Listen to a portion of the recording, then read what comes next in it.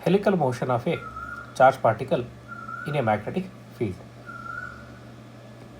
Now let us say there is a magnetic field in the region in this direction. A charged particle enters the region in a direction other than perpendicular to it. Let us say the velocity vector of the charged particle makes an angle theta with the magnetic field. Now you can resolve this vector one into components, one along the magnetic field. So let us say this is x component.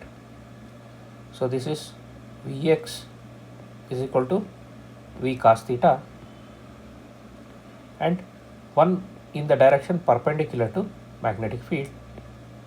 So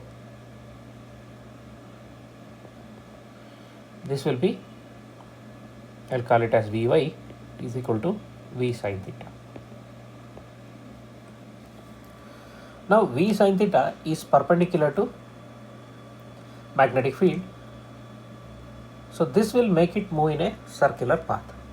But V cos theta is parallel to magnetic field, so this will make it move in a straight line path. So this component tries to make the particle move in straight line path,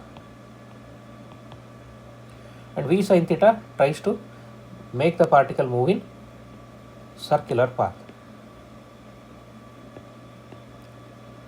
Now what happens?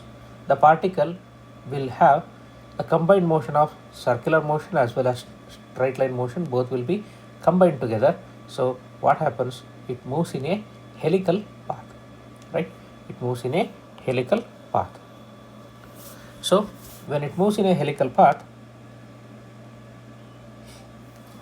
then the radius of helix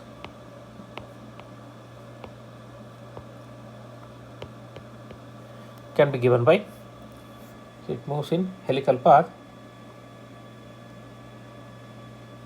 this way. The radius of helical path is centered on magnetic field, so this is radius.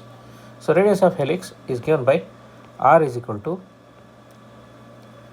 mv sin theta divided by qb.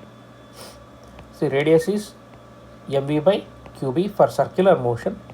For helical motion, v is replaced by v sin theta because this is what is making move in circular path.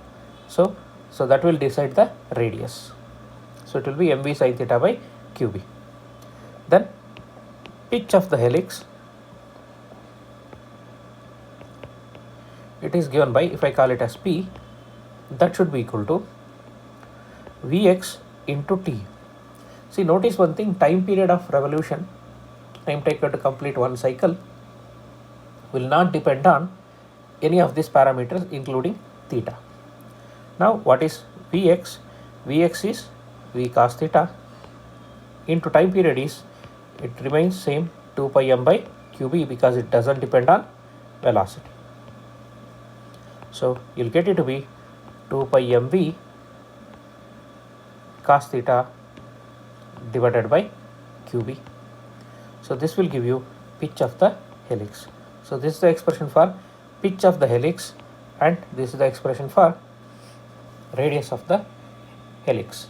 So this condition to be satisfied, that means in order to move in a helical path, the angle between v and b, that is velocity vector and field vector, should lie between 0 and 90 degree. 0 and 90 degree. So this is about helical motion of a charged particle in a magnetic field.